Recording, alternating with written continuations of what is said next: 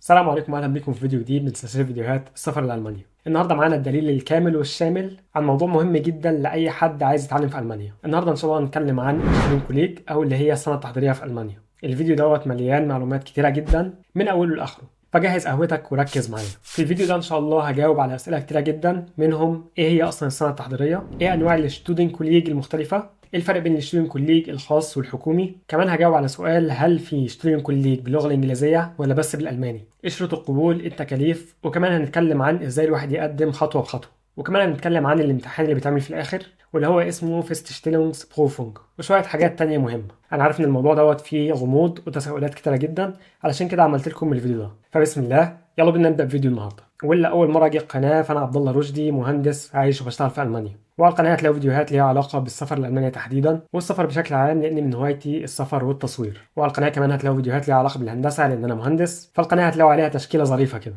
وفيديو النهارده ان شاء الله هنتكلم زي ما قلت لكم عن كل حاجه بالتفصيل عن الستودنت كوليج.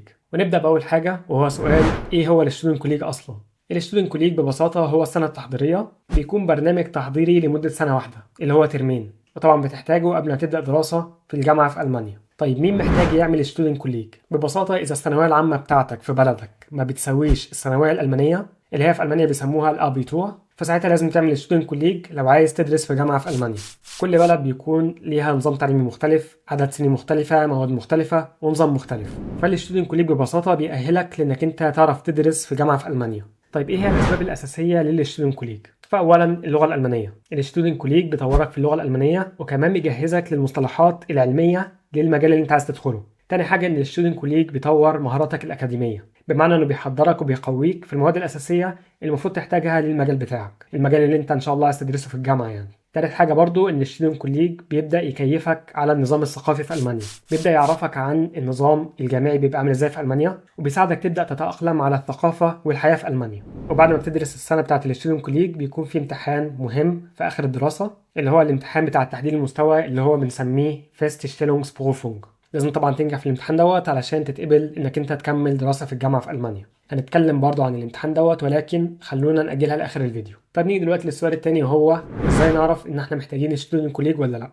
فابسط حاجه ان احنا ندخل على موقع الدي اي اي دي، بتختار بلدك واسم الشهاده بتاعتك، والموقع على طول هيقول لك اذا انت الشهاده بتاعتك معترف بيها وبتساوي الشهاده الثانويه بتاعت المانيا ولا محتاج انك انت تعمل ستودنت كوليج.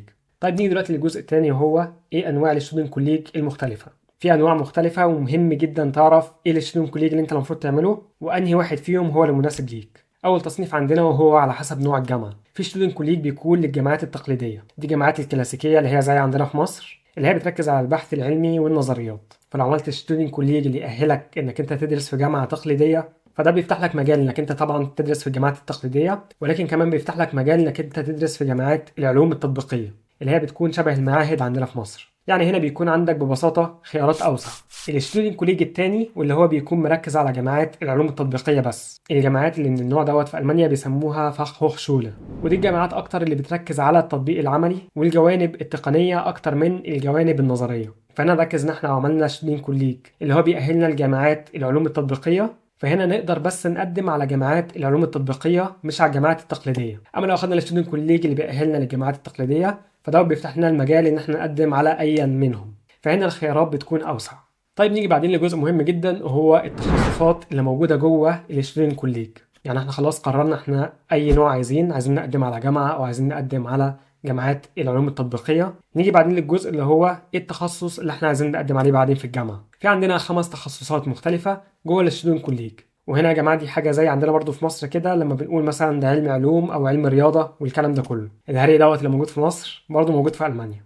اول نوع فيهم وهو التي كورس، التقني والعلمي، وده اللي بندخله لو عايزين ندخل تخصص هندسه رياضيات او مثلا علوم طبيعيه. بيركزوا هنا على مواد زي الرياضيات، فيزياء، كيمياء، وكمان لغه الماني. تاني تخصص وهو الام كورس، بناخده لو عايزين ندخل مجال طبي، اللي حابب مثلا يدخل تخصص ليه علاقه بطب بصيدله او حاجه ليها علاقه بالبيولوجي، وهنا بيركزوا على مواد البيولوجي، الفيزياء، الكيمياء، وبرضه الالماني. تالت تخصص هو الدبليو كورس، للناس اللي عايزه تدخل حاجه ليها علاقه بالاقتصاد او البيزنس، والمواد هنا بتكون بتركز اكتر على الرياضيات، الاقتصاد، الانجليزي والالماني. رابع تخصص هو الجي كورس، للعلوم الانسانيه والاجتماعيه، للناس اللي حابه تدخل حاجه ليها علاقه مثلا بالتاريخ، بالفلسفه، او بالادب. وهنا المواد بتركز على التاريخ، الجغرافيا، الادب، وبرضه اللغة الألمانية. وآخر حاجة الإس كورس، وده بيركز على اللغات، اللي حابب يدخل يدرس حاجة ليها علاقة باللغات الأجنبية. وهنا أكيد المواد بتركز على اللغة الألماني، ولكن كمان على لغتين أجنبيتين. تمام، نيجي دلوقتي للجزء الثالث، وهو السؤال اللي سألته كتير: هل في ستودنت كوليج باللغة الإنجليزية والألمانية ولا بس بالألماني؟ فالإجابة البسيطة أيوة، في ستودنت كوليج بيكون باللغة الإنجليزية، ولكن حتى بيشترط انك لازم تتعلم لغه الماني، برضه مش متاحه كتير، فده بيقلل فرصك. اذا انت بس بتركز على ستودنت كوليج اللي باللغه الانجليزيه، الافضل انه يتعلم لغه الماني، علشان هيحتاج اللغه الالماني حتى لو هيدخل ستودنت كوليج باللغه الانجليزيه. فكده كده اللغه الالمانيه مهمه. وعلشان نتقبل في الستودنت كوليج فبيكون برضه في متطلبات للغه الالمانيه. الاغلبيه بتطلب انك انت تكون واصل للمستوى بتاع البي 2 اللي هو المستوى الرابع، وبعضهم ولكن قليل جدا بيقبل لحد المستوى الثالث اللي هو البي اينز. وهنا طبعا عشان تثبت المستوى بتاعك لازم تاخد شهاده من مكان معترف بيه، زي مثلا معهد جوتا او امتحان التست داف او امتحان الدي اس اتش. شهاده اي امتحان من دول ممكن تتقبل. فكده ملخص اللي احنا قلناه ان في ستودنت كوليج باللغه الانجليزيه، ولكن حتى في الستودنت كوليج اللي باللغه الانجليزيه هتحتاج انك انت تتعلم لغه الماني. ففكره انك انت تدخل تدرس في الستودنت كوليج من غير اي لغه الماني دوت مش موجود. طيب نيجي للجزء الرابع، وهو ايه الفرق بين البرايفت والبابليك، ايه الفرق بين اللي هو الخاص والحكومي في الستودنت كوليج. فطبعا زي ما موجود في الجامعات ان الحكومي بيكون رخيص وشبه مجاني، والخاص بيكون غالي ولكن بيبقى متاح اكتر. الحكومي زي ما بنقول برضو في الجامعات ان بتكون في مصاريف رمزيه اداريه، والمصاريف دي برضو بتشمل مثلا كارت المواصلات بتاعك في المانيا، بتكون في حدود من 100 يورو ل 400 يورو في الترم. يعني في السنه بالكتير بتدفع حوالي 800 يورو. ولكن المشكله هنا ان بيكون في ناس كتيره جدا بتقدم، فبتكون في منافسه كبيره جدا والاماكن بتكون محدوده. اما لو جينا طبعا للخاص هتكون في المصاريف بتتراوح من 4000 يورو لحد 28000 يورو للبرنامج كامل. فطبعا فرق في السعر كبير جدا. ولكن طبعا من المميزات ان علشان المبلغ بتاعه كبير مش ناس كتيره بتقدم، فبتكون في اماكن كتيره فاضيه، ففرص القبول بتكون اعلى، وكمان بيكون في اكتر برامج باللغه الانجليزيه من اللي موجوده في الحكومي. وبرضه في بعض الجامعات الخاصة بتكون المصاريف شاملة مصاريف السكن بتاعتك. ولكن مهما كان فبرضه المبلغ دوت يعتبر كبير في ألمانيا. فطبعا ما بنصحش حد يقدم على الخاص، قدم على الحكومي، ومش بس مكان واحد، قدم على مكانين 3 أو حتى 4. ده برضه نفس الكلام لما باجي أقول للناس تقدم على الجامعات في ألمانيا، إنها تقدم على كذا جامعة مش جامعة واحدة بس. نيجي للسؤال الخامس واتسألته برضه كتير، وهو إن هل الواحد ممكن يتخطى سنة الستودنت كوليج؟ والإجابة هنا إن أيوة، أحيانا في شروط ممكن تخليك تعدي سنة الستودنت كوليج.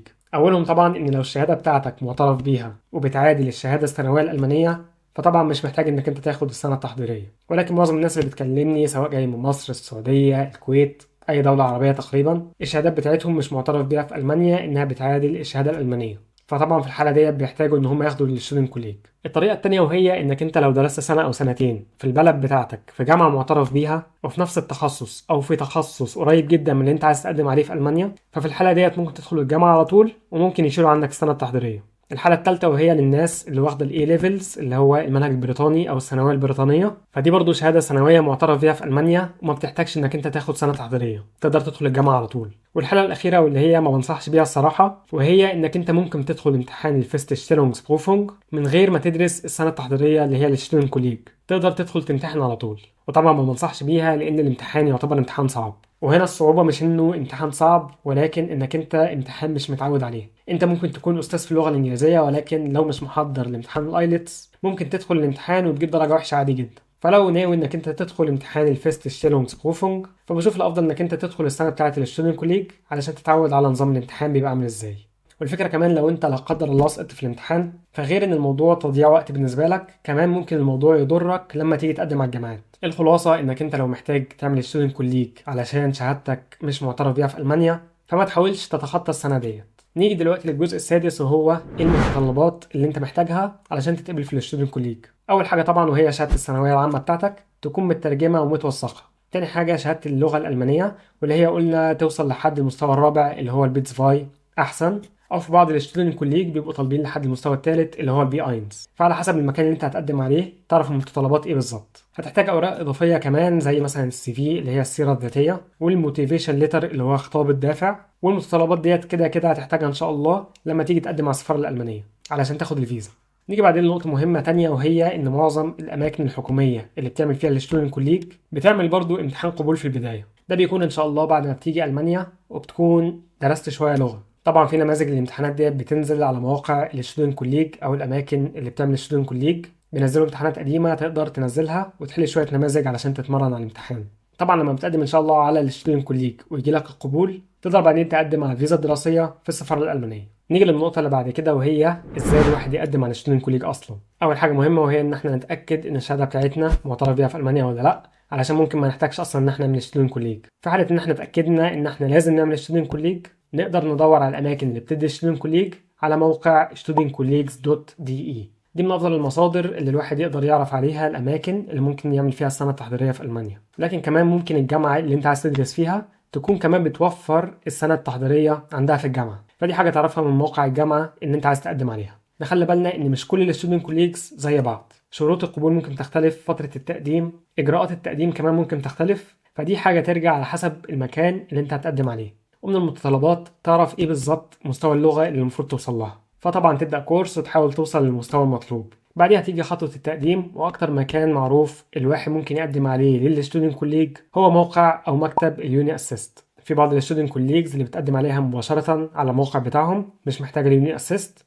ولكن الاغلبيه بنقدم عليها عن طريق موقع او مكتب اليوني اسيست. وللي ما يعرفش، مكتب اليوني اسيست دوت يعتبر مكتب وسيط ما بينك وما بين الجامعه او المكان اللي بيدي للستودنت كوليج.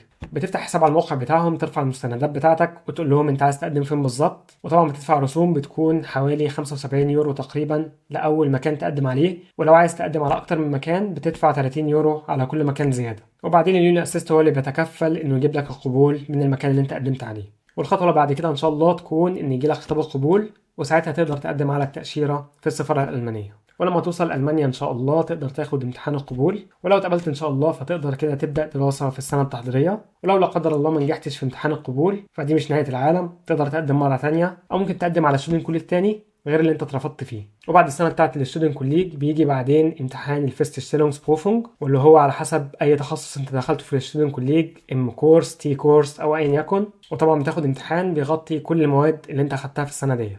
وهنا الدرجة اللي انت بتنجح بيها في الامتحان برضو بتكون مهمة زي عندنا كده التنسيق في مصر. وبرضو خصوصا للمجالات الطبية لازم الدرجة بتاعتك تكون عالية علشان المنافسة بتكون عالية. فعادي جدا ممكن تيجي تقدم على جامعة عايز تدرس طب وياخدوا حد تاني علشان درجته أعلى منك، فالنتيجة هنا طبعا مهمة جدا. وإن شاء الله لما تنجح في الفيرستشتيلونجسبروفونج تقدر تقدم على الجامعات والتخصص اللي انت عايزه. واخر نقطه حابب اذكرها وديت من القوانين اللي نزلت تقريبا في اخر 2024، وهو ان زمان كان الطالب بتاع السنه التحضيريه ممنوع انه يشتغل غير بس في الاجازات. الموضوع ده اتغير وبقى ان عادي الطالب بتاع السنه التحضيري يشتغل زيه زي الطالب اللي بيدرس في الجامعه عادي. يعني مسموح لك 20 ساعه في الاسبوع، 140 يوم دوام كامل في السنه. وده طبعا بيساعد الطالب اللي في سنه تحضيريه انه يقدر يصرف على نفسه. وبكده نكون خلصنا كلامنا النهارده عن السنه التحضيريه. اتمنى الفيديو يكون مفيد وعجبكم. لو الفيديو عجبكم تشتركوا لايك وسبسكرايب للقناه، واللي عنده اي سؤال او استفسار يقدر يكتبوا لي في التعليقات تحت الفيديو، ممكن يكلمنا على الانستجرام او على الديسكورد. هسيب لكم اللينكات في الديسكربشن تحت الفيديو برده، واشوفكم يا جماعه ان شاء الله في فيديو تاني.